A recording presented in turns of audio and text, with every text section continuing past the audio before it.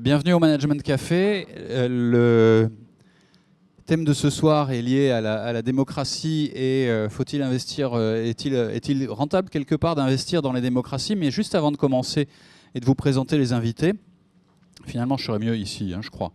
Je voudrais juste vous redire quelques mots sur c'est quoi le Management Café. Le Management Café, c'est une initiative du Centre Émile Bernheim. Alors, Centre Émile Bernheim, c'est un centre de recherche de l'Université libre de Bruxelles, de l'ULB, qui est au sein de la faculté Solvay Brussels School of Economics and Management. Centre de recherche, ça veut dire que dedans, il y a des profs et surtout des chercheurs.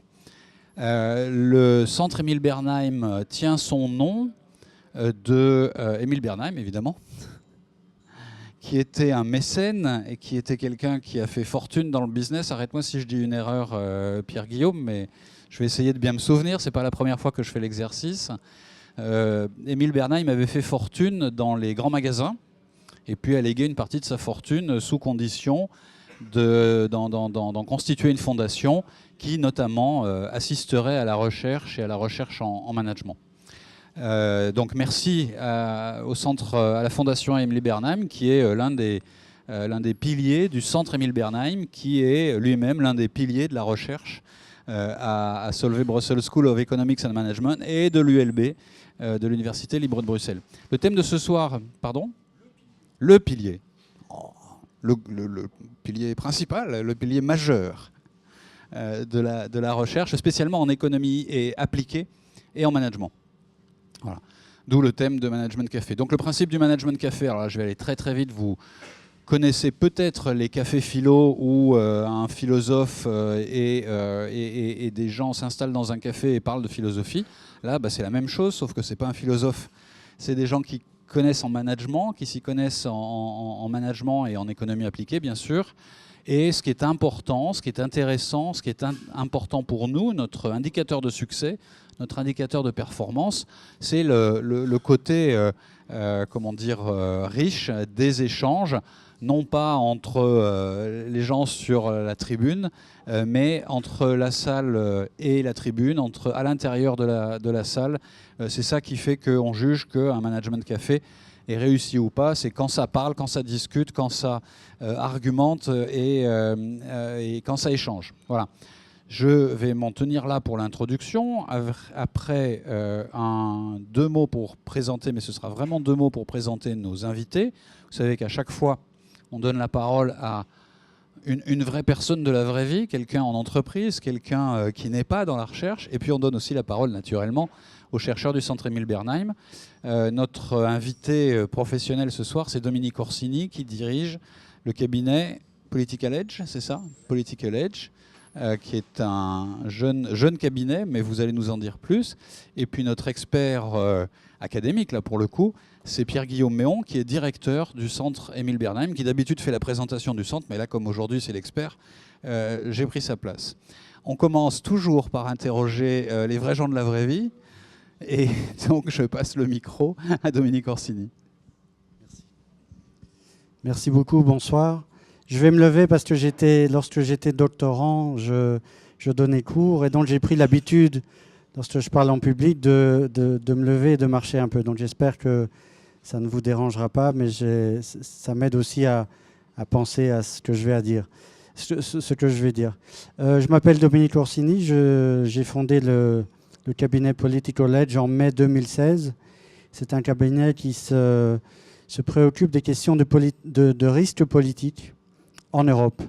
Et lorsque j'ai fondé mon cabinet, évidemment, une des premières choses qu'on fait, c'est qu'on va à des événements et on parle de ce qu'on fait.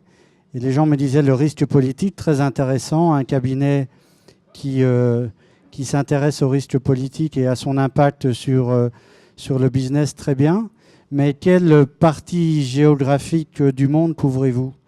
Et je disais aux gens, nous avons choisi de travailler sur l'Europe. Et en général, alors j'avais soit des sourires amusés, soit des gens qui me disaient « mais enfin, en Europe, il n'y a pas de risque politique ». Ou alors on me disait « ça doit être l'Europe de l'Est que vous couvrez ». Alors évidemment, 2 ans et demi plus tard, les réponses sont un petit peu différentes lorsque je me présente. parce qu'il y a plein de choses qui se sont passées depuis mai 2016 qui font qu'aujourd'hui, on commence à penser à la notion de risque politique en Europe et dans l'Union européenne. Et donc, je voudrais vous en toucher 2 mots. Et je pense qu'on aura le temps aussi d'en parler davantage pendant la discussion et le débat.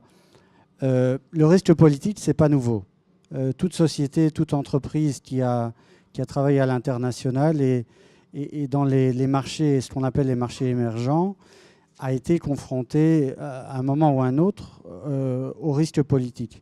Donc en tant que notion, ce n'est pas quelque chose de nouveau. Et moi, et là j'en reviens un peu à mon parcours, je ne veux pas vous parler trop de moi, ce n'est pas le but de la soirée, mais j'ai un doctorat en relations internationales de la London School of Economics. J'ai travaillé sur la Bosnie-Herzégovine et ça m'a amené à travailler pour les Nations Unies et l'Union européenne dans ce qu'on pourrait décrire des marchés émergents, l'ancienne Yougoslavie, l'Afghanistan. Et donc une des choses que j'ai faites, c'était de participer à des missions qui avaient pour objectif d'aider ces pays à faire la transition de la guerre vers la reconstruction et vers le développement économique. Et en tant que conseiller politique, mon rôle était vraiment d'être l'interface entre le contexte sociopolitique et ce que nous essayons de faire, c'est-à-dire à l'époque de bâtir l'état de droit, de reconstruire des institutions politiques.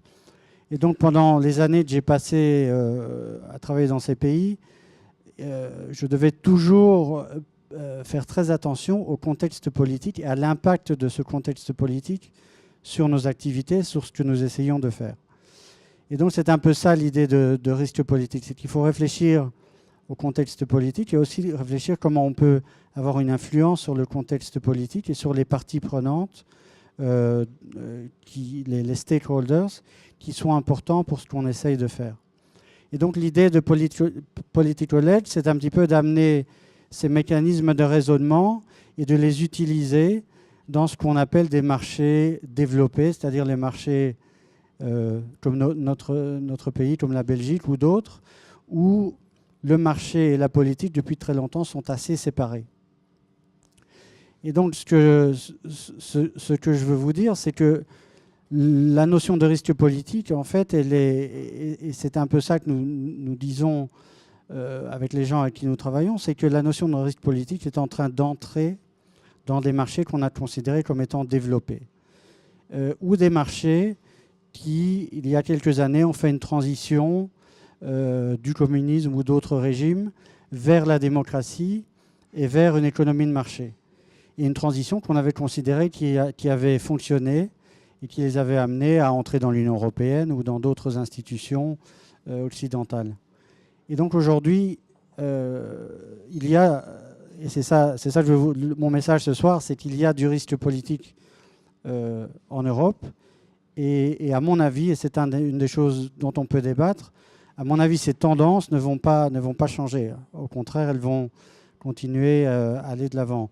Une des choses, à mon avis, qui est importante à retenir, c'est cette idée de populisme. Alors, j'aime pas trop l'idée, je pense que c'est un concept qui a beaucoup de signification. Et moi, je préfère parler de mouvements anti-élites, de mouvements politiques qui sont contre les élites, qui estiment que les élites politiques et économiques ont des intérêts et utilisent la mondialisation pour servir leurs intérêts et ne pensent pas trop aux intérêts du peuple. Alors le peuple peut être défini de différentes manières selon qu'on soit à droite ou à gauche, mais je pense que ces mouvements, ils existent dans plusieurs pays. Certains ont été élus, certains font partie de gouvernements aujourd'hui, et ils remettent un peu en question cette logique de mondialisation, de séparation entre la politique et l'économie, et donc il faut en tenir compte. Qu'on soit une organisation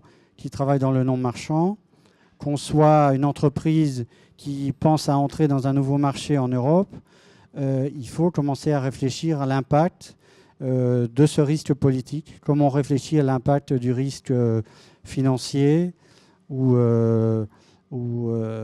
légal sur les activités qu'on exerce. Donc ça, je pense que c'est une notion dont on peut parler. Je vous reviens un peu plus tard. Une notion dont on peut débattre. Mais je pense que l'idée de politique, de risque politique en Europe et dans l'Union européenne, elle est là pour rester. Alors, la dernière chose que je voulais dire avant de clôturer mon introduction, c'est de parler aussi de la notion de risque politique. Alors, en général, quand on parle de risque politique, on parle de la politique, les partis, le gouvernement, l'opposition, les dynamiques, qu'est-ce qui se passe au Parlement, que se passe-t-il au sein des partis politiques. Je pense que c'est une dimension importante, mais c'est aussi souvent une vision à court terme du risque politique. Souvent, on parle de la prochaine élection, du prochain référendum. Il y a d'autres dimensions. À mon avis, il y a deux autres dimensions. Il y a la dimension de la société civile. Je pense qu'on voit aujourd'hui qu'il y a beaucoup de mouvements populaires qui deviennent des partis politiques et qui ensuite sont élus.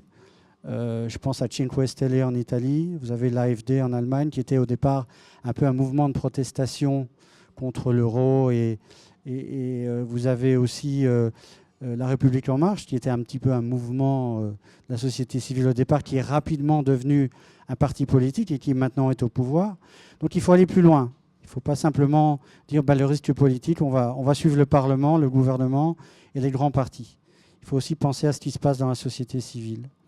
Et alors le troisième pilier, à mon avis, du risque politique, et je ne veux pas en dire trop, je pense que Pierre-Guillaume va peut-être en parler, c'est les institutions. C'est qu'il faut penser aux institutions. Quand on entre dans un marché, ce n'est pas simplement qui est au pouvoir et quand sont les prochaines élections et quels sont les programmes des partis. C'est aussi qu'est-ce qui se passe, comment sont les institutions, sont-elles indépendantes, solides, les tribunaux sont-ils indépendants, les régulateurs sont-ils indépendants, est-il facile de faire des affaires, du commerce au sein du pays? Y a-t-il des divisions linguistiques, ethniques qui compliquent les activités économiques au sein du pays? Donc il y a plein de choses qui sont plus à long terme, qui sont plus institutionnelles, mais qui ont un impact aussi sur le risque politique. Et si une institution est forte, indépendante, a une longue histoire, il est plus difficile pour un politicien qui vient d'être élu d'avoir un impact sur cette institution.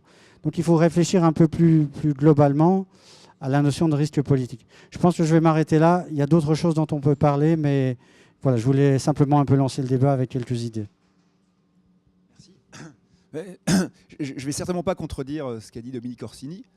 Le risque politique, lorsqu'on est économiste ou lorsqu'on est chercheur, comment est-ce qu'on le définit? C'est un risque qui vient d'une décision qui va être prise et qui va affecter la situation. Alors, des entreprises, on s'intéresse aux entreprises, mais ça peut aussi être vous et moi en tant que citoyens. On est soumis en permanence à un risque politique parce que, par exemple, quelqu'un peut prendre une décision qui va nous affecter. Alors, ça peut être une décision économique. Vous avez investi dans la pierre, vous êtes propriétaire de votre logement et on change la loi sur la fiscalité de votre logement. Vous êtes affecté à un risque politique. Vous êtes une entreprise, vous êtes installé à l'étranger, vous comptiez sur la fiscalité au moment où vous êtes installé. Une alternance politique arrive, on change la fiscalité, vous ne pouvez plus rapatrier vos dividendes, vos profits. Vous êtes touché par un risque politique qui s'est matérialisé. Mais ce risque, il peut être indirect. Vous avez investi à l'étranger, on ne touche pas à la fiscalité des entreprises. Les politiques qui sont menées se traduisent par une dévaluation. Du jour au lendemain, les actifs que vous déteniez à l'étranger valent moins exprimés dans la monnaie de votre pays d'origine. Donc tout ce qui peut affecter votre situation en trouvant son origine dans le jeu des décisions publiques, c'est ce qu'on va pouvoir appeler risque politique. Et ça ne va pas être le même si on est une entreprise, un particulier, une entreprise qui crée une succursale, une entreprise qui achète tout simplement des bons du trésor, ou si on investit pour le très long terme. Donc il va falloir nuancer tout ça ou ajuster la perception du risque aux différents types d'agents considérés, concernés, et au type de risque.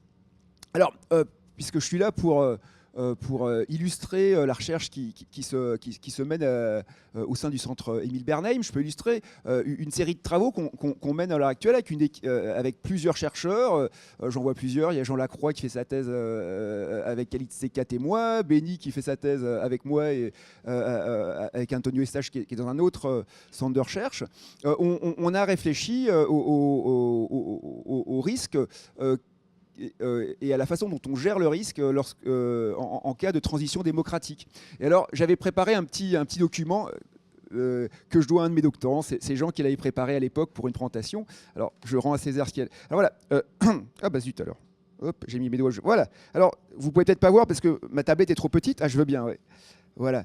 Alors, là, vous avez l'affiche d'un colloque qui a été organisé par le gouvernement tunisien en 2014 et qui s'appelait, je lis pour ceux qui n'ont pas des yeux de pilote de chasse, Investir en Tunisie, Start-up démocratie. Hein. Alors, la toute nouvelle démocratie tunisienne s'était dit on va jouer cette carte en se disant qu'on va attirer les investisseurs étrangers, avec l'idée que ce terme de démocratie, pouvoir se prévaloir d'être une démocratie, c'est intrinsèquement une façon d'attirer les investisseurs étrangers. Est-ce que ça a marché? Est-ce que ça n'a pas marché? On va regarder ce qui arrive à la Tunisie, mais ce qui est intéressant, c'est de passer au transparent suivant. Hop, le voici. Alors là, vous avez une autre photo. C'est une photo qui a été prise en Thaïlande le 27 août 2014. Et c'est lors d'une conférence au cours de laquelle le général, alors j'espère que je ne vais pas écorcher son nom, Prayut Chan-o-cha, a annoncé au monde entier nous ne sommes pas des dictateurs. We are not dictators. Hein. Alors, il avait un peu la même idée que la Tunisie. Il disait tiens, pouvoir se prévaloir du fait d'être une démocratie, c'est une très bonne idée parce que ça va attirer les investisseurs. Il faut préciser, si vous avez très bons yeux, vous verrez que en fait, notre général, Premier ministre thaïlandais, était au pouvoir depuis le mois de mai 2014 suite à un coup d'État. Donc il y a, merci. Il y a une croyance qui est fortement ancrée chez les décideurs politiques que ce statut de démocratie attire les investisseurs. Alors, la question est de savoir si c'est le cas ou pas. Et c'est une question qui est très difficile à tester empiriquement. Alors, historiquement, comment est-ce qu'on a procédé dans cette recherche? Alors, on a commencé par réfléchir aux mécanismes qui pouvaient provoquer du risque au moment d'une transition, ou les mécanismes qui faisaient qu'une démocratie pouvait être plus ou moins risquée qu'une non-démocratie. Et puis, une fois qu'on a réfléchi à ces mécanismes, par exemple le fait qu'il y a des alternances en démocratie qui ne prennent pas la même forme que les alternances en dictature, qu'il y a des contre-pouvoirs dans les démocraties qu'il n'y a pas dans les dictatures, tout ça c'est digéré, et puis il s'est agi de le tester. Alors, il y a plusieurs façons de tester les choses, et une première façon qui est de dire, tiens, supposons qu'on puisse mesurer le niveau de démocratie d'un pays, et on va regarder s'il existe une relation entre le niveau de démocratie et la capacité à attirer des investisseurs étrangers. C'est extrêmement compliqué, parce que vous vous rendez bien compte que si vous comparez des pays, vous comparez leur niveau de démocratie, à supposer que vous puissiez le mesurer, ce qui n'est pas une mince affaire, et en plus, vous allez comparer des pays qui sont différents en termes de niveau de démocratie, mais aussi en termes de beaucoup d'autres choses, quoi, hein, de géographie, d'institutions, que sais-je encore.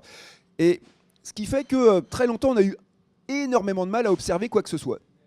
Et puis, il y a eu un changement, on a eu des données plus longues, à force d'accumuler des données, et on s'est dit, tiens, ce qu'on pourrait faire, c'est regarder ce qui se passe autour des transitions démocratiques. Hein, donc ça, c'est plus facile à identifier, on n'est pas obligé de donner une note de démocratie. On sait, par exemple, qu'en 2014, la Tunisie est passée d'un régime qui n'était vraiment pas démocratique à quelque chose d'autre. Hein. Et on peut dire, tiens, voilà, à la fin des années, dans les années 90, la même chose est arrivée au Chili, la même chose est arrivée avec toute une série de pays d'Europe de l'Est, et on peut aller regarder ces pays-là et les suivre au cours du temps et se demander si on peut décerner une tendance moyenne, un genre de motif régulier, une régularité. Et quand on a commencé à faire ça, au départ, on n'a pas forcément trouvé grand-chose, mais on s'est rendu compte que ces transitions étaient associées à beaucoup de risques. Et on revient au risque politique dont parlait Dominique Orsini. Lorsque vous êtes une toute jeune démocratie qui vient de se transformer, qui vient d'opérer sa transition démocratique, vous êtes fondamentalement soumis à 2 risques fondamentaux.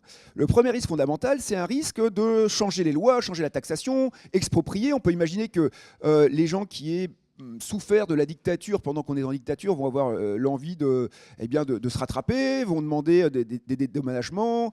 Il y a un changement de voix au chapitre au sein de la société qui peut amener des redistributions au sein de la société. Donc il y a un premier risque comme ça qui est typiquement le risque politique dont parlait Dominique Orsini à l'instant. Et puis, dans une période de transition, il y en a un deuxième risque qui est tout aussi important et qui est le risque que la transition ne fonctionne pas.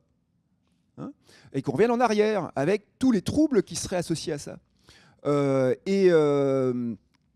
L'exemple typique, c'est de regarder le printemps arabe. On n'a pas parlé du printemps tunisien, on a parlé du printemps arabe. Il y avait une série de pays qui ont été concernés quand même. Et parmi tous les pays qui ont été concernés par ce printemps arabe, somme toute, au bout de quelques années, on peut dire que le seul qui reste à peu près correctement une démocratie qui fonctionne, même si c'est une démocratie fragile, c'est la Tunisie. Les autres, ils sont revenus en arrière. Alors, regardez ce qui s'est passé en Égypte.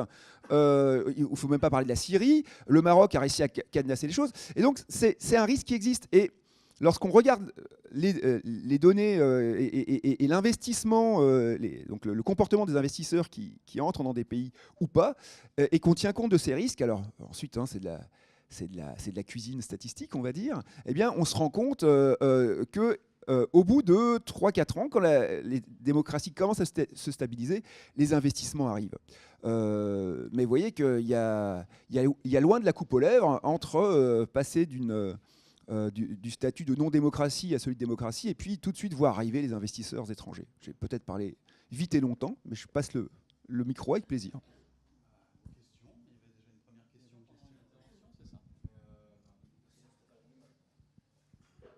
Mais ça me permet d'amener aussi ma deuxième question. Je trouve que la plus grosse question dans le cas présent, c'est surtout la question de définition. C'est vrai que je voulais effectivement savoir comment est-ce que vous définissiez le risque politique.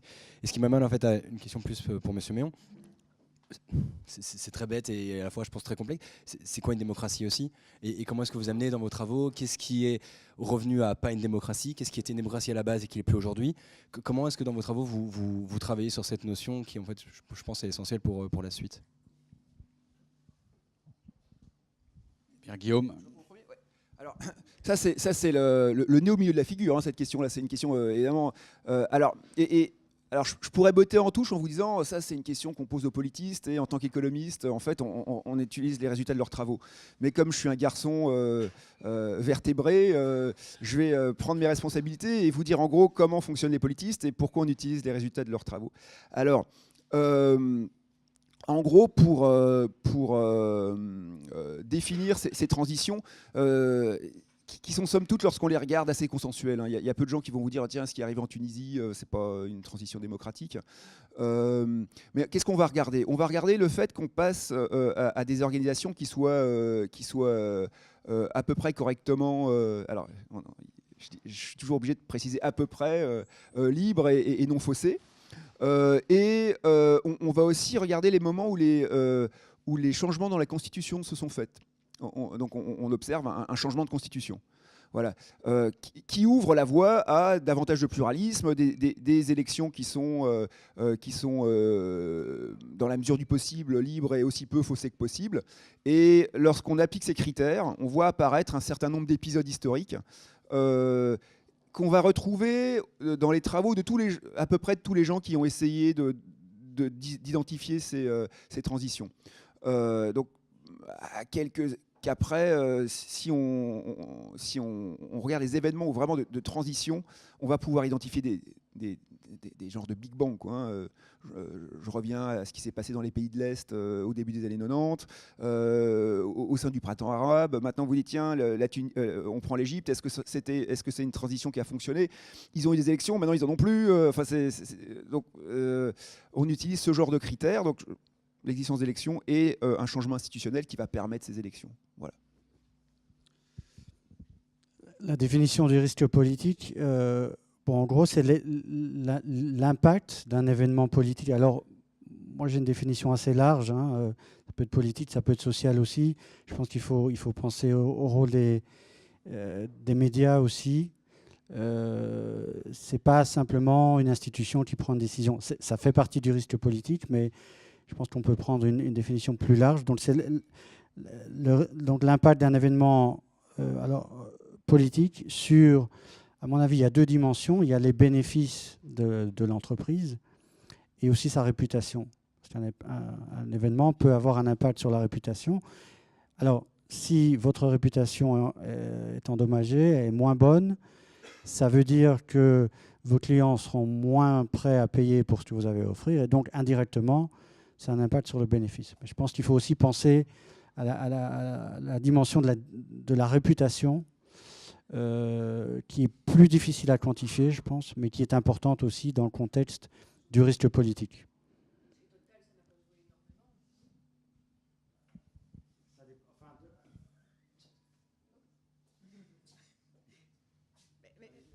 Non, mais je pensais au risque chez Total quand ils étaient en Birmanie et tout ce qui a été comme ramenant médiatique. Est-ce que ça a eu vraiment un impact sur leur business la question. Oui, c'était une tentation que j'avais aussi, c'est de vous inviter à pousser sur des exemples concrets. Peut-être sur Total, par exemple. Oui, moi je ne connais pas le cas de Total. Quand j'étais à la Business School à Oxford, je me suis intéressé sur le cas de BP qui est en Russie et qui est toujours actionnaire de Rosneft. Et donc ce qui m'avait intéressé, c'est l'impact de ce qui se passait en Ukraine de l'Est, c'était vers 2014, et des sanctions européennes contre la Russie. Est-ce que ça avait eu un impact sur la réputation de BP en Angleterre, puisque c'est une compagnie britannique? Et alors, puisqu'il travaillait en Russie, et en Russie en étant donc une entreprise étrangère et britannique en Russie. Alors, ma recherche était limitée. Ce que j'avais fait, c'est que je m'étais intéressé à 1 an et demi. Donc, j'avais regardé sur une période d'1 an et demi les médias britanniques et russes, voir s'il y avait des articles critiques. Bon, et en gros, on n'a rien trouvé. Donc là, c'est tout ce que je peux vous dire, mais c'était assez limité. Mais il n'y avait pas vraiment, dans les médias britanniques, de critique de BP parce qu'ils étaient en Russie, et en Russie parce qu'ils étaient britanniques. Mais voilà, c'est tout ce que je peux vous dire. Rapidement, un autre exemple, c'est Nestlé, le Guardian qui publie un article, je pense que c'est 2011-12, où il dit, voilà, Nestlé a dans sa chaîne d'approvisionnement je pense que c'était des crevettes, des crustacés. Il y a des bateaux en Thaïlande qui pêchent, et ces bateaux, en fait, les personnes qui travaillent sur le bateau sont esclaves. En gros, ils sont prisonniers, ils ne sont pas payés, ils vivent dans des conditions horribles. Et la production de ces bateaux est achetée par Nestlé ils font donc partie de la chaîne d'approvisionnement. Ça a fait quand même pas mal de bruit, et ça a obligé Nestlé à changer beaucoup de choses, notamment sa politique de surveillance des chaînes d'approvisionnement. Donc, encore une fois, difficile à quantifier, mais je pense que l'impact du risque politique... Et là, c'est un exemple intéressant, Nestlé, parce que ce n'était pas une action politique, c'était un article publié par le Guardian qui a mené des ONG à réagir. Et donc, il n'y avait pas vraiment d'intervention d'un gouvernement. Mais en même temps, pour moi, je considère que c'est un risque politique qui a créé des problèmes pour Nestlé, qui les a obligés, pour le mieux, à payer, à faire beaucoup plus attention à leur chaîne d'approvisionnement. Ça, c'est parfait de pouvoir comparer Total et Nestlé. Parce que le risque pour l'image va dépendre du secteur dans lequel on intervient et du rôle qui joue l'image de marque. Vous vendez de l'essence, l'image de marque, de toute façon, elle doit être plus ou moins détériorée. À ma connaissance, Total n'a pas dû trop communiquer en disant que c'était un fer de lance des droits de l'homme. Donc le fait que les doutes des consommateurs et des consommatrices soient confirmés en disant bah tiens, ils interviennent dans des pays qui sont des pays où les droits de l'homme ne sont pas respectés au pied de la lettre, ça ne va pas les affecter beaucoup. Par ailleurs, le secteur du pétrole, c'est un élément d'un ensemble plus vaste qui est le marché des matières premières, où on sait qu'il y a des relations parfois pas tout à fait reluisantes entre les investisseurs et les pays locaux. Hein. Et on a des travaux là-dessus qui montrent que, par exemple, beaucoup d'exportations sont sensibles au niveau de corruption. Donc un pays plus corrompu exporte moins, mais pas dans les matières premières. Ça suggère que peut-être ce qui se passe, c'est que ces gouvernements comment dire, moins regardants sur certains critères, sont les gouvernements avec lesquels il est facile de faire des affaires, ou en tout cas, ils ont un tel pouvoir, puisqu'ils détiennent une ressource naturelle pour laquelle on n'a pas en tout cas à court terme, de substitut, qu'ils vont attirer les investisseurs indépendamment de leur comportement en interne. Inversement, Nestlé, qui prétend vous vendre de l'eau pure, vous vendre du lait pour bébé, a besoin d'avoir une image plus reluisante. Et une information comme celle dont parlait Dominique Orsini, ça fait beaucoup plus mal à Nestlé qu'à Total. On pourrait, même si je prends un exemple là qui n'existe pas, mais que je choisis extrême par pédagogie, imaginez que ça arrive à Oxfam ou là pour le coup on serait ce qui est déjà en plus ils ont déjà eu des soucis. Là ça leur ferait beaucoup plus mal parce que leur raison d'être, c'est d'être des fers de lance d'une vision plus positive du monde, quoi. Donc le secteur, ce qu'on achète, ce qu'on vend, ça va déterminer ce type l'effet que peut avoir l'image et le type de risque.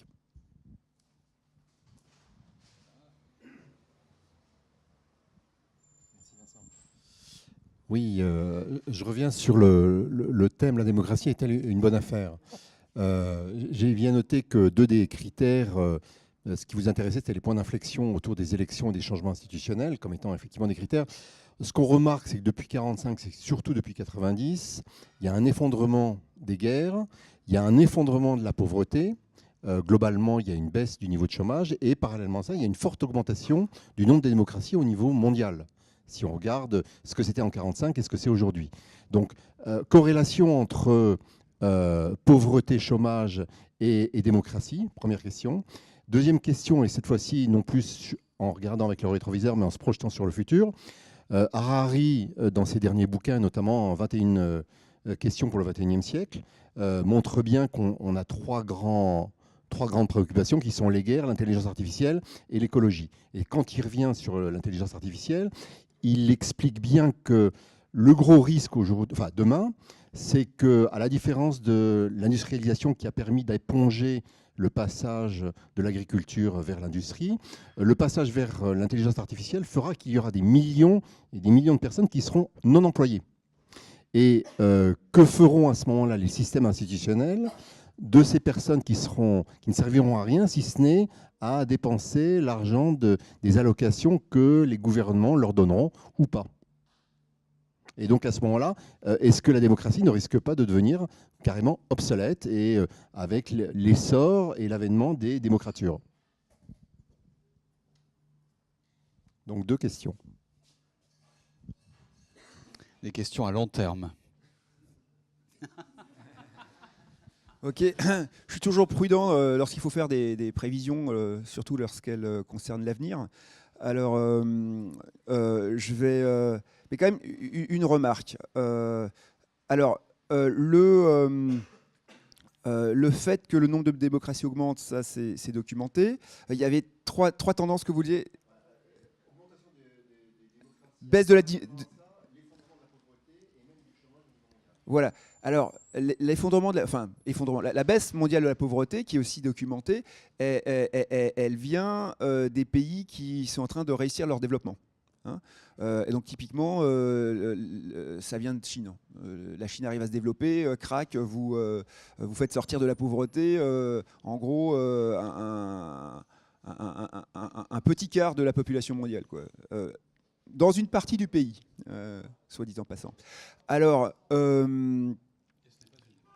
et c'est pas une démocratie. Maintenant, alors peut-être qu'une des questions sous-jacentes à vos questions, c'est de dire, finalement, on a deux tendances. Est-ce que les gens qui ont observé, par exemple, une relation entre croissance et démocratie, se sont pas laissés abuser par le fait qu'il y avait deux tendances indépendantes qui étaient une augmentation du nombre de démocraties d'un côté et puis une augmentation de la croissance en même temps.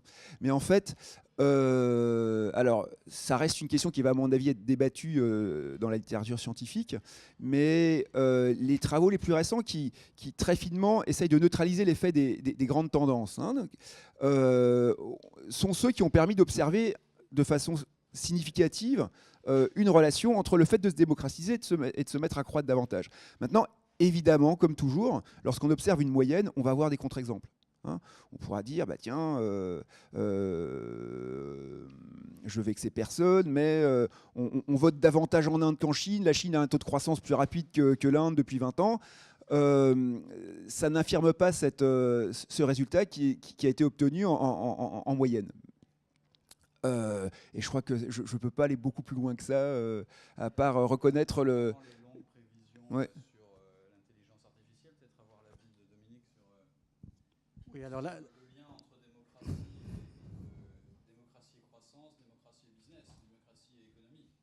moi, j'avais envie de dire, je me pose la question sur la démocratie. Alors, vous avez raison, il y a eu plusieurs vagues de démocratisation, mais est-ce qu'on n'est pas, quelque part, en train de voir les débuts d'une régression?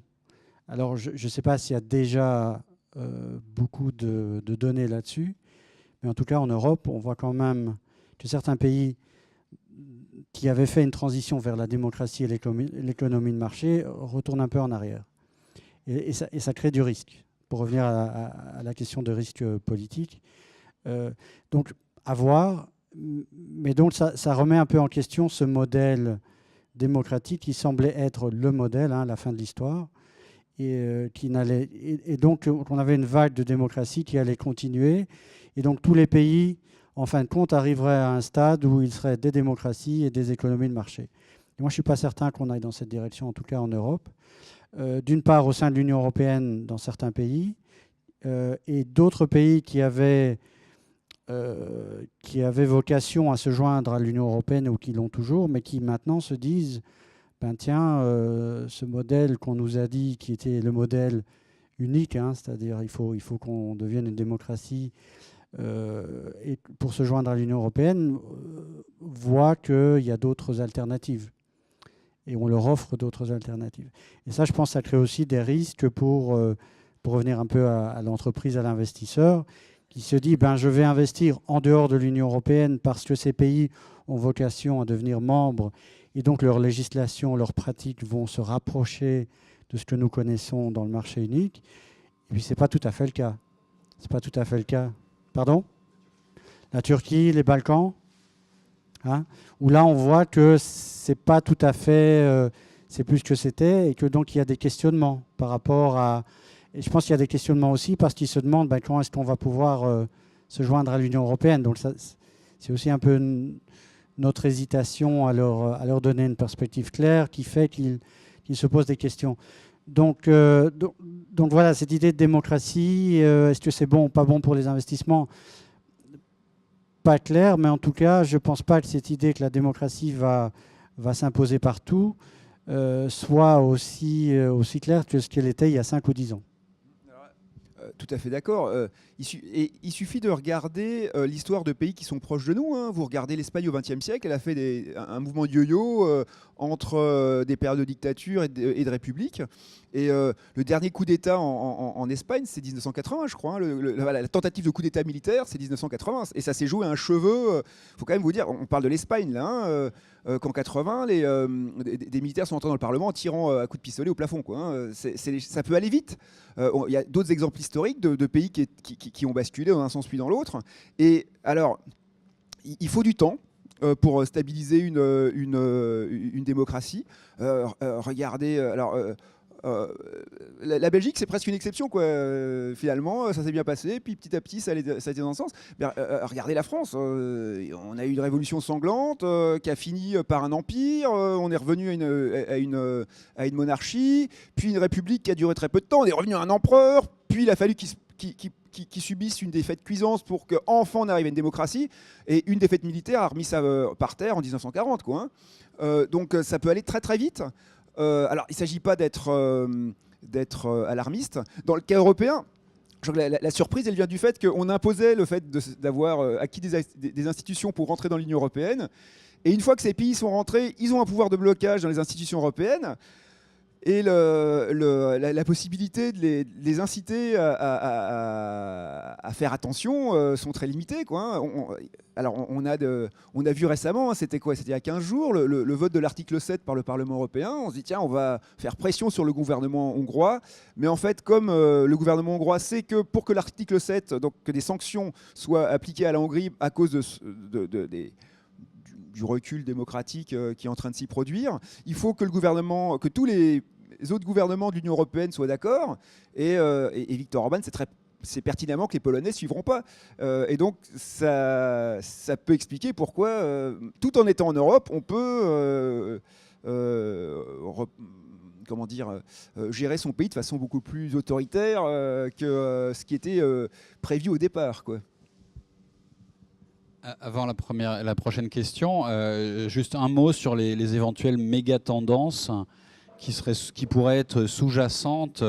Et on prend la politique, la démocratisation par exemple, comme des éléments de base qui sont vraiment des pivots de long terme.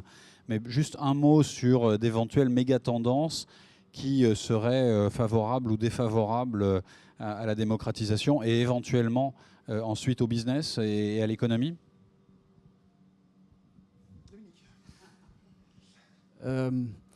Je pense que la grande tendance pour moi, c'est la tentation. Alors, je vais utiliser le mot anglais, c'est le strongman politics, hein, la politique de l'homme fort. En général, c'est des hommes. Donc de l'homme qui prend le pouvoir, en général par des élections, qui a une majorité très, très forte et qui ensuite transforme la Constitution, les institutions et qui crée un système où il est en mesure de rester au pouvoir pendant très longtemps. Et je pense qu'il y a une forte tentation, notamment en Europe, d'aller vers ce modèle de politique. Parce qu'on a des défis énormes, hein. Vous avez parlé de l'écologie, l'intelligence artificielle, je pense à la numérisation en général, qui sont quand même des défis économiques, sociaux, politiques énormes. Et donc il y a des peurs, il y a des craintes. Et donc la personne qui arrive et qui se projette comme étant celui qui a les solutions, et qui va remettre de l'ordre, je pense que c'est très attractif aujourd'hui politiquement. Et donc le risque, il est qu'on a un développement de ce genre de politique. Le problème, c'est que dans les relations entre les États, ça amène souvent à des gros problèmes. On l'a vu, je crois, dans l'histoire assez souvent. Et alors, le problème aussi, c'est alors je reviens à l'entreprise, à l'investisseur étranger, c'est que tant que vous êtes en accord et en bonne relation avec les personnes au pouvoir, tout se passe bien. Mais si un jour un conflit surgit, là, ça devient très compliqué. Parce que si les institutions dont j'ai parlé, les tribunaux, les régulateurs, sont politisés et que vous n'êtes plus en bonne relation avec les personnes qui contrôlent ces institutions, là, en tant qu'entreprise étrangère, investisseur étranger, ça devient très difficile et très dangereux très vite. Et donc là, il y a un risque. Et on peut ne pas être étranger, hein. On voit ce qui se passe en Russie avec ce qu'on appelle les oligarques. Il y en a toute une série qui a fini en prison après avoir été proche du pouvoir, hein. Et alors ces tendances-là à se tourner vers des partis ou des hommes forts ou des plus revendicatifs, on va dire plus musclés, qui tiennent un discours plus radical, ça tombe pas forcément du ciel, hein. Il y a des travaux qui sont menés à l'heure actuelle à l'université de Warwick qui regardent qui a voté pour le Brexit. Alors le Brexit, c'est pas un homme fort, mais c'était quand même porté notamment par Nigel Farage, qui est pas exactement quelqu'un qui a un discours de bisounours. Et on se rend compte que les districts qui ont le plus voté, enfin, ces travaux sont bien faits, hein, c'est par des gens sérieux, ils observent une corrélation qui probablement tient de la causalité entre le retrait des dépenses d'État-providence et le vote pour le Brexit. Si on est dans une période de récession qui met pas mal de gens dans une situation difficile et que quelqu'un arrive avec une solution simple ça le rend très attirant, quoi. Ce qui est une situation dangereuse. Et je voudrais appuyer sur une chose que vous avez dite. Vous avez dit, une fois qu'ils sont là, ces gens-là, ces hommes forts, ils peuvent mettre en place des mécanismes pour rester. Et ça, il faut l'avoir en tête. C'est un thème qui me tient à cœur dans des discussions que j'ai eues souvent lors des dîners plus ou moins mondains. Et on me dit, ah, mais dans le fond, il ne faut pas s'inquiéter, on va voter pour un de ces pays, on va avoir un Trump, on va avoir un ou une Le Pen, on pourra choisir le genre plus tard. Et puis, c'est pas grave, les gens ils vont apprendre. Mais ce qu'on oublie lorsqu'on tient ce discours, c'est que pendant qu'on sera en train d'apprendre à quel point ces gens-là sont pas plaisants, ils auront mis en place les réformes institutionnelles qui leur permettront de rester un peu plus. Et à la fin de leur mandat, on n'est pas sûr qu'il n'y en aura pas un deuxième. Il faut avoir ça en tête. Et donc, rapidement, et donc le risque politique, il est double. Il y a d'abord l'arrivée de ces personnes au pouvoir, et ensuite la transformation des institutions qui, sur le long terme, leur permettent de se maintenir au pouvoir. Je vais vous demander à tous un exercice qui est d'avoir des questions courtes et des réponses courtes aussi, même si c'est tellement passionnant. La question courte est la suivante. Est-ce que vous avez une idée de définition de la démocratie à envergure variable? Parce que quand je vous entends parler, par exemple, de Nestlé, j'entends beaucoup plus le risque politique comme un risque industriel, d'image, de retour sur investissement, que vraiment démocratique. Vous comprenez ce que je veux dire? Et ça me gêne un peu parce que la démocratie, c'est le pouvoir par le peuple, et là, on est peut-être plus pouvoir par l'investisseur. Et je suis mal à l'aise. Remarquez que le titre de la conférence, c'est ça, donc vous êtes dans les clous. Mais... Pardon? C'est presque la même question, mais avec voilà. Ma question, c'est le concept de démocratie a été pour moi tergiversé par les marchés ces derniers temps, par les grandes puissances. Un exemple très clair, c'est le Chili. Voilà, il y avait une démocratie que c'était Salvador Allende en 1970. Et pour les États-Unis et pour les mondes développés de cette époque-là, ce n'était pas une bonne affaire, comme le titre d'aujourd'hui. Mais avec l'introduction d'un dictateur comme Pinochet, si je ne me trompe pas, voilà, tout se passe bien, il y a une croissance très grande et tout le monde va se taire et va rien dire parce que voilà, tout marche bien, parce que pour les marchés, pour les entreprises, tout se passe très bien. Et voilà, un cas comme le Chili, on voit partout, surtout dans les pays en bas développement. Voilà, c'est ça, c'est quoi la définition de démocratie à la fin de tout, c'est quoi la démocratie? Alors, autre défi, donc, avoir des réponses courtes.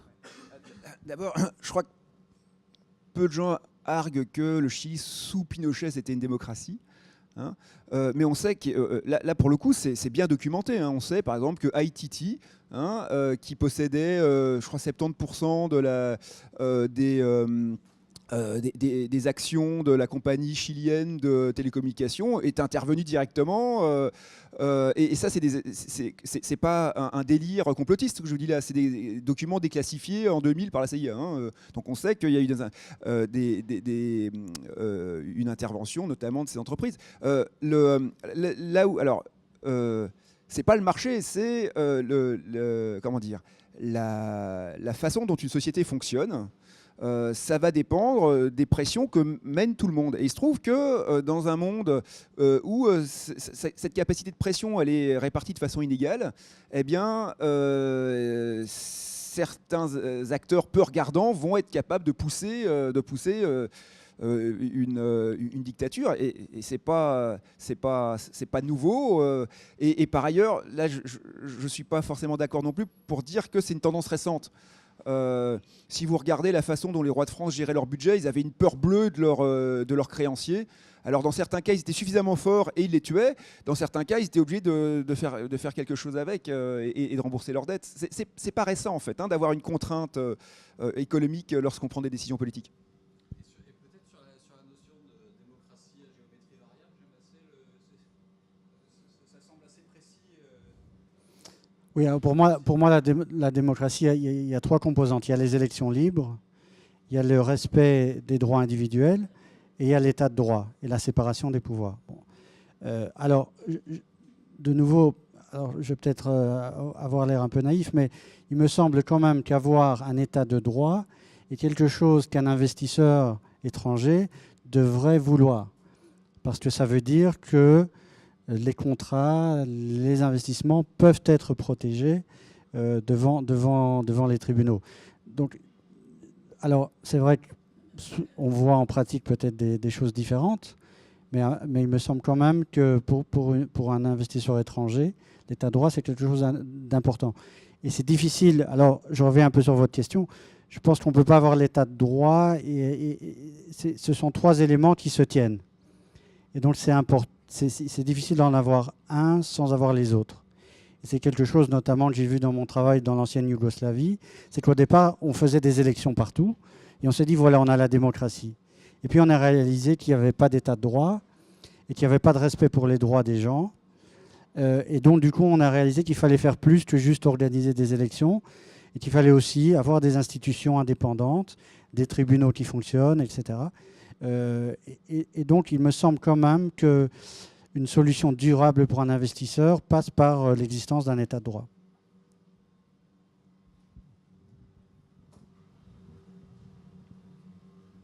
Merci bien. Ma question est aussi liée au titre du débat.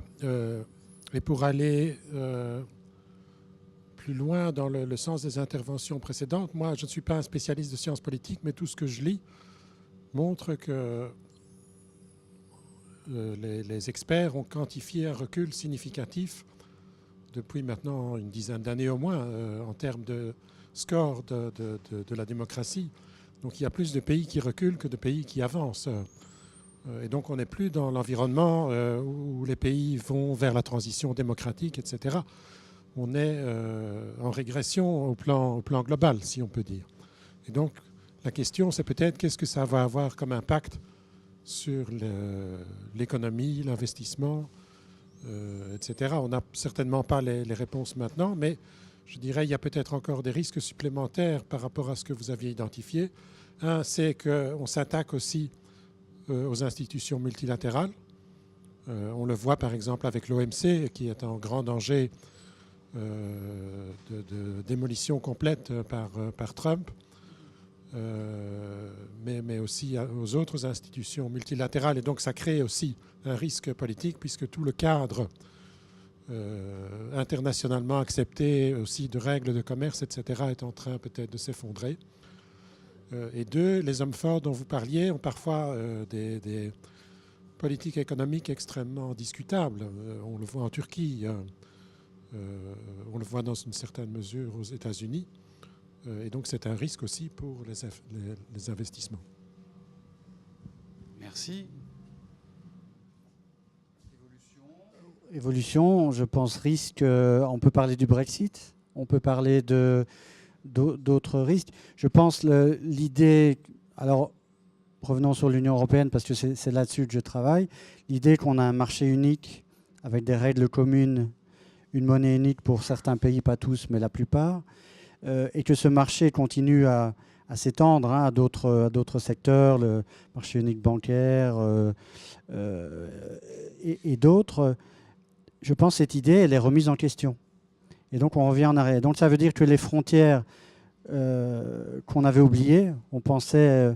il y avait quelqu'un qui avait écrit, je pense que c'était en 2001, il avait écrit « The world is flat », le monde est plat. Il n'y a plus de frontières. Hein.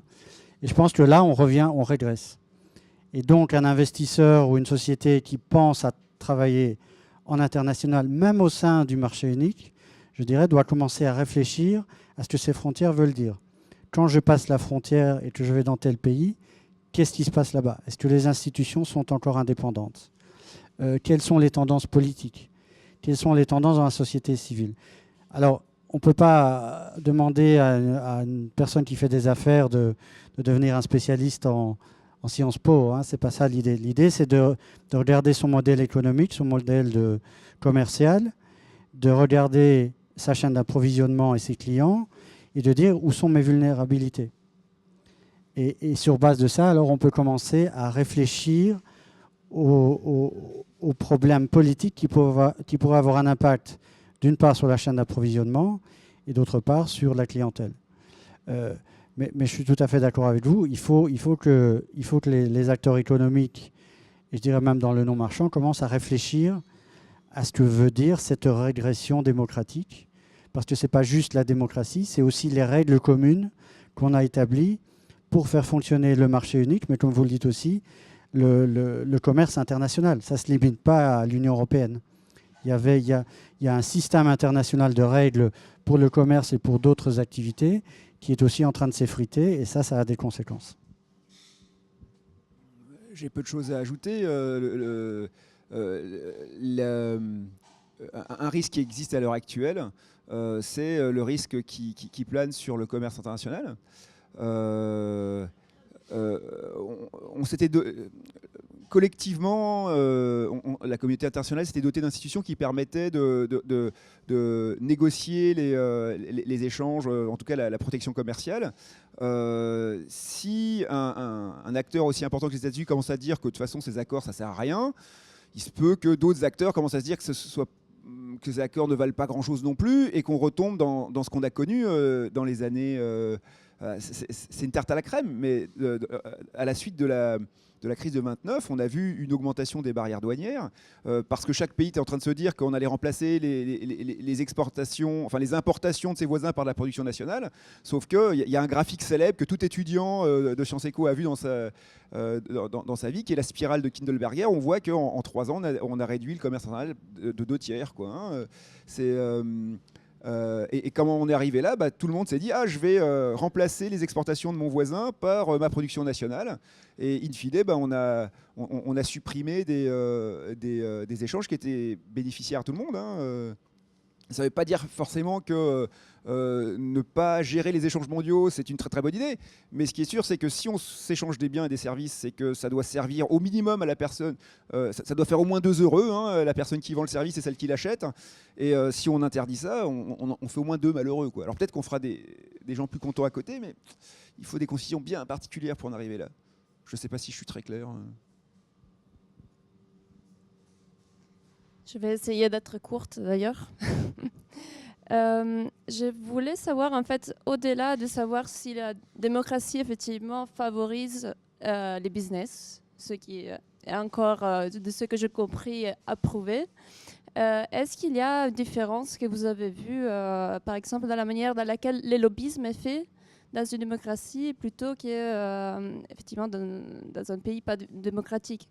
Donc, est-ce qu'il y a un investissement qui est différent? Est-ce que ça a déjà été recherché? Et est-ce que c'est là, avoir le support des élites, est-ce que ça veut dire 2 choses différentes en démocratie et pas en démocratie?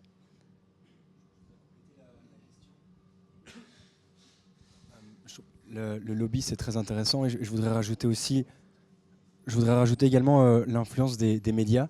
C'est vrai que dans une dictature, on a souvent l'image du média contrôlé par le pouvoir en place. D'un autre côté, dans une démocratie, on a aussi l'image d'un média qui part un peu dans tous les sens. On a beaucoup parlé du Brexit, qui était quand même une élection qui a été fort dominée par un mensonge assez fort, que beaucoup de gens ont reconnu après l'élection. Et donc en plus des lobbies, est-ce que vous pourriez aussi commenter l'influence des médias justement dans la démocratie et l'investissement que ça peut amener ensuite? Les médias font partie des institutions démocratiques. Et donc, des natures différentes d'investissement ou de business selon la nature des démocraties? Alors, je vais répondre que pour essayer d'infléchir à quoi sert le lobbying ou quel qu'il soit, c'est les gens qui se disent tiens, je vais essayer d'infléchir les règles dans un sens qui me convient bien, quoi. Alors, ça se fait avec une règle du jeu qui va être différente si ça se fait dans une démocratie ou avec un état de droit, avec des règles qui sont respectées bon an mal an, et puis dans un pays où il n'y a pas ça. Alors, il se peut qu'il y ait un continuum de la corruption au lobbying. Il y a certains chercheurs qui ont avancé ça. Il y a une différence en termes de transparence quand même, mais alors, je ne suis pas au courant de travaux qui cherchent, à ma connaissance, qui ont comparé la façon de faire du lobbying en fonction du degré de démocratie. Ça, je ne serais pas capable de répondre là-dessus. Mais il y a une interrogation sur le fait de savoir si tout ça ne relève pas, en gros, d'un phénomène plus général qui s'appelle la recherche de rente. hein. On veut une situation qui nous arrange, on a des moyens, on va y consacrer des moyens, et ces moyens, ils vont être différents en fonction de l'environnement dans lequel on intervient. Alors maintenant, j'imagine que si vous voulez influencer les décisions qui sont prises par la Commission européenne, vous allez utiliser des méthodes qui vont être différentes de celles que vous allez utiliser si vous essayez d'influencer les décisions qui sont prises par la Corée du Nord, quoi. Ou par le Congo. Espérons que cette différence se maintienne, quoi. Mais l'objectif, c'est pas un objectif de monde de bisounours, hein, c'est de se dire je vais essayer d'influencer des décisions, pas pour le bien-être collectif, mais dans un sens qui m'arrange, quoi. Je pense de manière alors très générale, hein, mais je pense que de manière générale, en démocratie, le marché opère d'une manière plus libre. Mais c'est peut-être une généralisation. Je pense que dans les régimes moins démocratiques, il y a peut-être une tendance à réfléchir à quel secteur de l'économie on veut ouvrir aux investisseurs en fonction des rapports de pouvoir internes. C'est-à-dire qu'on a certains groupes qu'on veut garder, dont on veut être sûr qu'ils votent ou qu'ils sont heureux ou qu'ils sont satisfaits du régime. Et donc, on veut développer l'économie en fonction de ces groupes. Et donc, il y a des exemples en Europe aussi où certains secteurs, certains pays sont très heureux d'avoir des investissements dans les secteurs industriels, mais pas dans le secteur bancaire ou dans les médias.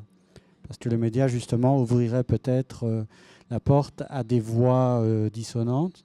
Et donc, on préfère ne pas ouvrir ce genre de secteur aux investisseurs étrangers. Donc, je pense que c'est beaucoup plus calculé, beaucoup plus politique, alors qu'en démocratie, c'est peut-être plus ouvert. Je ne sais pas si c'est moins calculé, en tout cas, il y a une différence de fond. Pour rester au pouvoir, on a besoin de fâcher pas trop de monde, hein, quel que soit le régime. Mais on peut utiliser des instruments différents, soit les convaincre qu'ils sont mieux avec nous qu'avec les autres, soit utiliser la coercition, quoi. Et donc, on va utiliser des instruments différents. Et puis, si on libéralise un secteur, alors typiquement, ça va faire des mécontents. Les mécontents, c'est typiquement les entreprises qui étaient en place dans le secteur, puis qui vivaient dans un monde assez confortable, où il n'y avait pas beaucoup de concurrence, et du jour au lendemain, on libéralise, il y a de la concurrence, c'est plus compliqué pour elles. Ça fait des mécontents. Mais ça fait aussi des contents. Alors, les contents, c'est tous les gens qui vont bénéficier de cette concurrence supplémentaire qui, dans certains secteurs, va se traduire par un accès plus facile aux biens et services qui sont produits. Alors, suivant le type de régime auquel on a affaire, on doit soit intérêt à faire plaisir à beaucoup de gens qui vont bénéficier de la libéralisation, soit à s'assurer de la fidélité de quelques secteurs stratégiques. Et ça change des incitations qu'on a à réguler ou déréguler. Et là, il y a un article des travaux qui étaient sortis il y a 2-3 ans qui montrait que les pays qui se démocratisait, avait tendance à libéraliser toute une série de marchés. Il y a toute une série d'indicateurs de libéralisation qui changent autour de la transition démocratique. Et une façon d'expliquer ça, c'est ce que je viens de vous dire. C'est que dans un cas, on essaye de s'assurer du soutien d'un petit groupe d'entreprises dont on va bénéficier fatalement puisqu'elles vont quand même nous renvoyer l'ascenseur. Et puis dans l'autre, on va essayer de s'assurer du soutien de plus d'électeurs. Et donc, on va être plus disposé à se fâcher avec l'entreprise qui est en place pour s'assurer des votes d'un plus grand nombre d'électeurs. C'est du calcul rationnel, très machiavélique, mais on ne vit pas dans un monde de bisounours.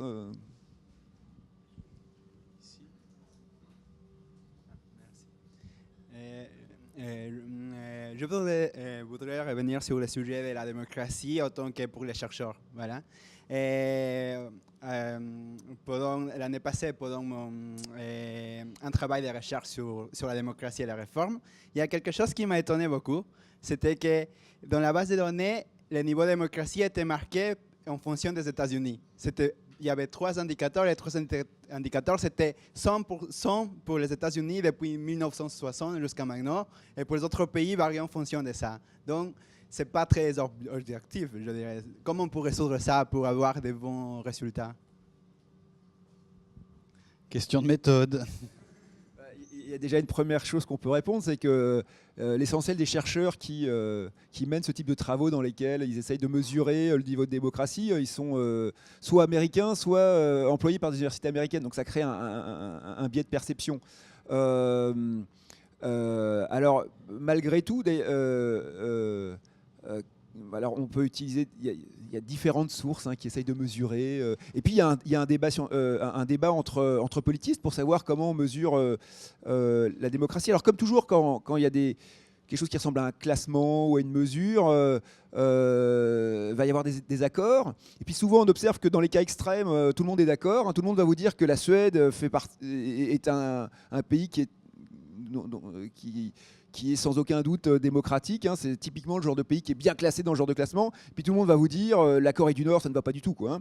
Au milieu, là, dans la zone grise, ça devient beaucoup plus compliqué. Il faut être prudent, effectivement, parce qu'on doit se méfier des biais de perception des chercheurs qui vont avoir tendance à juger la situation en fonction de là d'où ils viennent, quoi.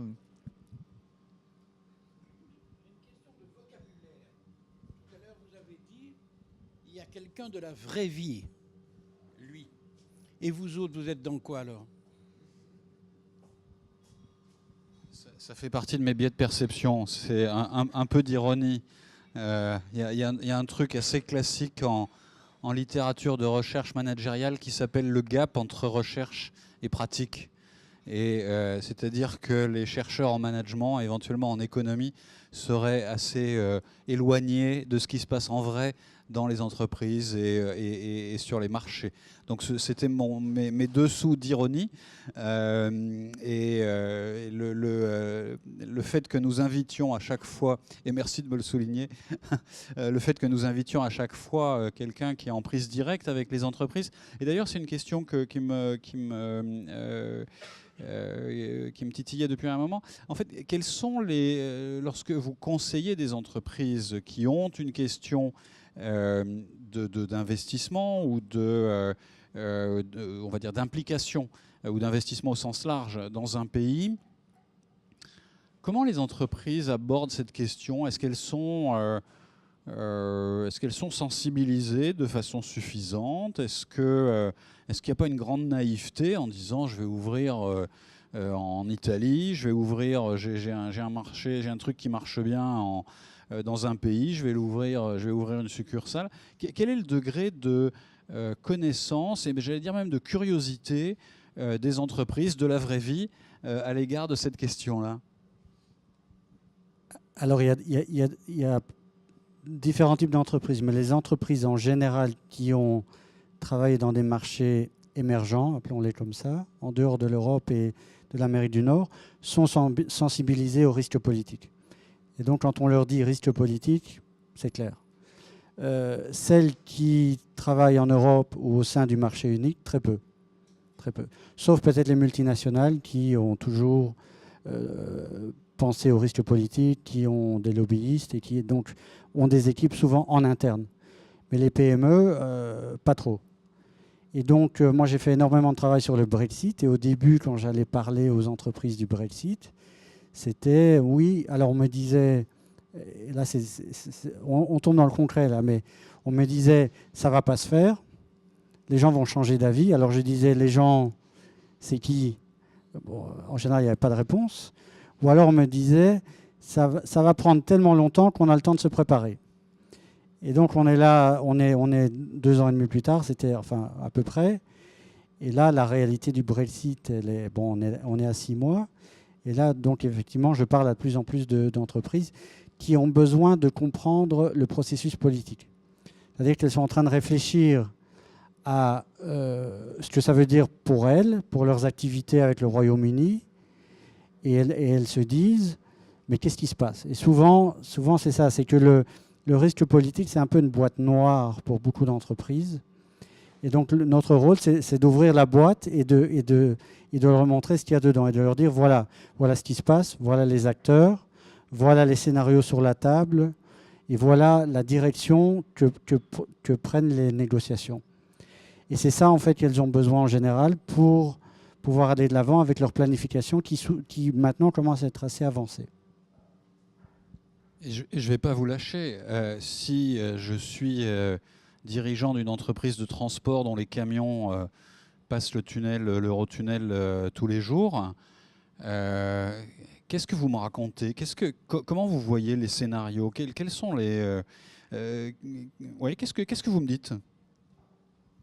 Alors, en fait, ce que nous faisons, c'est que nous discutons chaque scénario qui est négocié à Bruxelles avec les entreprises. Donc, on leur explique, voilà, si la Grande-Bretagne demain quitte le marché unique et l'union douanière, voilà ce que ça veut dire. Et donc, elles, à partir de là, peuvent en interne réfléchir, nos camions, quand ils arrivent à Calais, voilà ce qui va se passer. Si par contre la Grande-Bretagne reste dans l'union douanière, elles peuvent aussi réfléchir sur base de ça. Si la Grande-Bretagne reste dans le marché unique, elles réfléchissent sur base de ça. Et donc en fait l'idée, c'est de surtout les aider à comprendre le processus politique pour qu'elles ne perdent pas de temps à examiner des scénarios qui sont complètement irréalistes ou parce qu'il faut quand même le dire, c'est une négociation très complexe où il y a beaucoup de drames, beaucoup de tensions, et ça fait partie de la négociation. Et donc notre rôle, nous, c'est un peu de décrypter cette négociation et d'en arriver vraiment au scénario de base et aussi de leur dire, écoutez, ça c'est plutôt réaliste, ça c'est moins réaliste. Et sur base de ça, alors elles peuvent faire leurs calculs et dire, bon, effectivement, quand notre camion arrive à Calais, ben, il y aura telle et telle conséquence. Une dernière question. Moi, pardon de reprendre, de garder le micro alors, mais j'en ai une qui fait suite à celle à Dominique Orsini. Est-ce que quand on est chercheur économiste, on arrive à avoir une appréciation sur des événements discrets, enfin des événements spécifiques, typiquement le Brexit ou un changement de... quel recul on peut avoir et quelle analyse on peut avoir sur des événements aussi pointus, enfin aussi précis que ça? Est-ce qu'on peut avoir une analyse et éventuellement même, rêvons un peu, une petite prédiction? On n'est pas censé être Nostradamus, mais qu'est-ce qu'on peut faire avec quelque chose comme ça? En fait, c'est pas très différent de ce que décrivait Dominique Orsini. On se dit, tiens, quels sont les scénarios? Et puis, là où on peut contribuer au débat, c'est en allant regarder des événements similaires. Alors, dans le cas du Brexit, il y en a un qui me vient à l'esprit. Je me souviens que d'un référendum sur l'indépendance du Québec dans les années 90, eh bien, il y avait des chercheurs qui avaient observé comment les primes de risque évoluaient au Québec en fonction de ce qu'on savait de la probabilité d'une victoire. Alors, quand je dis ce qu'on savait, c'est pas ce que savaient les chercheurs, c'est ce que les gens pensaient savoir. Donc, et vous et moi, lorsqu'on se renseigne sur la probabilité de tel ou tel événement, qu'est-ce qu'on fait? Si c'est une élection, ben, on regarde les sondages, on réagit à des nouvelles. Et en tant que chercheur, ben, on peut aller regarder comment telle ou telle nouvelle a affecté la perception du risque à un moment donné à telle époque. Donc ce papier il remonte à loin, hein. Je me souviens d'avoir lu ça pendant ma thèse sur le Québec. Donc on va regarder, pour caricaturer, le cours des actions québécoises et regarder si elles supportent une prime de risque au moment où on apprend que où tel sondage est publié et suggère que l'indépendance est un petit peu plus soutenu que ce qui était supposé au départ. Des gens ont fait ça, il me semble aussi, pour le référendum plus récemment en Écosse. Ça, c'est des choses qu'on peut faire. Et dire, bah, voilà ce qui s'est passé. On peut imaginer que des choses similaires vont se passer dans le cadre du Brexit. Et puis, alors, on s'éloigne de l'économie politique, mais ce sont des économistes qui peuvent vous dire, tiens, dans tel scénario, si on arrive à une négociation dans laquelle le Royaume-Uni va se trouver dans une situation qui est proche de celle de la Norvège, voilà ce que ça veut dire en termes de droits de douane, voilà ce que ça veut dire en termes de flux commerciaux, de profitabilité. Si le Royaume-Uni se retrouve dans une situation qui ressemble ressemble à la Suisse. Voilà ce qui va arriver. Si le Royaume-Uni se retrouve dans une situation qui ressemble du point de vue des droits de douane à celle de, je sais pas moi, donc de la Turquie, il va se passer autre chose encore. Voilà ce que peuvent faire des chercheurs. Maintenant, il est inutile d'essayer de m'inviter à dîner pour me demander mes prévisions sur le Brexit. J'en sais pas plus que vous. Merci beaucoup. Merci beaucoup. Merci à tous. Merci Dominique, merci Pierre-Guillaume de vos éclaircissements, éclairages, explications. Voilà, la salle nous est encore disponible un petit moment pour échanger informellement, comme d'habitude, à la suite de chaque Management Café. Et le prochain Management Café, c'est le 5 décembre, c'est bien ça ? Si vous voulez être tenu informé, suivez-nous, suivez le Centre Émile Bernheim sur Facebook, suivez-le sur Twitter, suivez-le. Vous pouvez aussi vous inscrire. Donc, si vous êtes venu ce soir, vous vous êtes peut-être inscrit sur Eventbrite. On utilisera ce canal-là aussi pour vous prévenir des prochains Management Café. En tout cas, merci beaucoup d'être venus ce soir, toutes et tous.